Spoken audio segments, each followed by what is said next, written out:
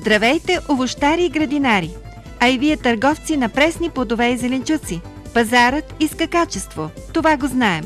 Познавате ли търговските стандарти за качеството на пресните плодове и зеленчуци, които са в сила в Европейския съюз, а от 2002 година и в България? Знаете ли, че прилагането на стандартите е задължително? Къде да ги намерите и да получите по-подробна информация? Обърнете се към Министерството на земеделието и горите, отдел контрол на качеството на пресните плодове и зеленчуци, към областните дирекции Земеделие и гори и към Националната служба за съвети в земеделието.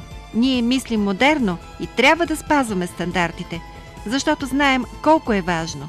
Търговските стандарти.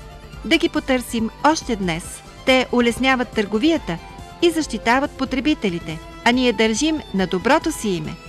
И можем да ги спазваме, за да бъдем конкурентно способни.